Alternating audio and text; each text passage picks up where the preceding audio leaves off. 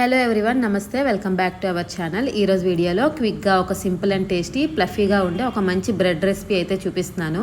చేసుకోవడం చాలా ఈజీ. దీనికోసం అయితే ఒక ఉల్లిపాయ, ఒక టమాటా, కొంచెం కొత్తిమీర, ఒక పచ్చిమిర్చిని సన్నగా ఇలా చాప్ చేసి రెడీగా ఉంచుకోవాలి. ఒక బౌల్లో ఒక కప్పు శనగపిండి, టేస్ట్కి సరిపడా సాల్ట్, కారం, చిటికడంత పసుపు వేసుకొని కొంచెం వాటర్ వేసుకొని ఉండలు లేకుండా మిక్స్ చేసుకోవాలి. ఇక్కడ నేను 3 బ్రెడ్ స్లైసెస్ కోసం అయితే ప్రిపేర్ చేస్తున్నాను. ఈ క్వాంటిటీ కరెక్ట్గా ఉంటుంది. వీటన్నిటిని బాగా మిక్స్ అయ్యేలా మిక్స్ చేసుకొని కొంచెం అంత వాటర్ వేసి ఉండలు లేకుండా కలుపుకోవాలి. ఇదేంటంటే మరీ పలుచగా కాకుండా బ్రెడ్కి ఈ మిక్చర్ జస్ట్ అంటేటట్లుగా ఉంటే సరిపోతుంది. ఇలా బాగా మిక్స్ చేసుకున్నాక ఇందులో మనం సన్నగా చాప్ చేసుకున్న ఉల్లిపాయ, టమాటా, పచ్చిమిర్చి, కొత్తిమీరని వేసి మిక్స్ చేసుకోవాలి. జనరల్గా బ్రెడ్తో శాండ్విచ్ అలాంటి ఐటమ్స్ అయితే చేస్తూ ఉంటాం కదా, కానీ వాటిలో మైనీస్ అయితే అవసరం ఉంటుంది. మైనీస్ కూడా అంత హెల్దీ కాదనమాట. సో బ్రెడ్తో అన్ని ఇంట్లో అవైలబుల్గా ఉండే వాటితోనే ఈజీగా ఇలా రెసిపీ అయితే ఈసారి ట్రై చేసి చూడండి. నిజంగా చాలా బాగా నచ్చుతుంది.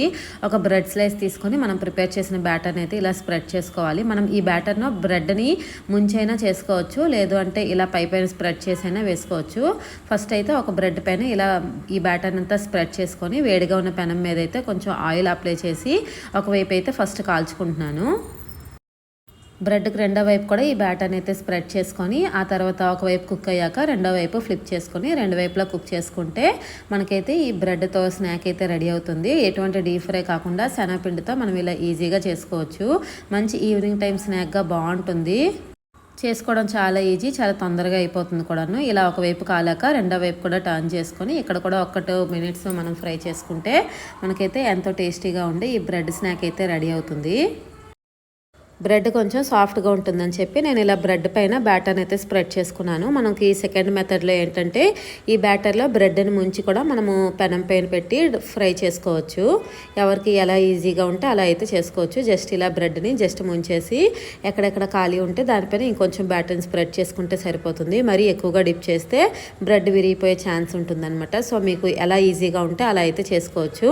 సేమ్ ఇదే ప్రాసెస్లో కూడా ఒకవైపు కుక్ అయ్యాక రెండో వైపు టర్న్ చేసుకొని రెండు వైపులా కుక్ చేసుకున్నాక మనమైతే సర్వ్ చేసుకోవచ్చు. దీనికైతే ఎటువంటి కచప్ కూడా అవసరం లేదు, జస్ట్ ఇలానే మనం తినేయచ్చు. చాలా టేస్టీగా ఉంటుంది. పిల్లలకైతే ఈ స్నాక్ చాలా బాగా నచ్చుతుంది. బయట నుంచి రోజు స్నాక్స్ అవి తెప్పించుకోకుండా అప్పుడప్పుడు ఫ్రూట్స్ ఇంకా ఇలాంటి స్నాక్స్ చేసి పెడుతూ ఉంటే తక్కువ ఆయిల్తోని హెల్తీగా మనమైతే చేసుకోవచ్చు.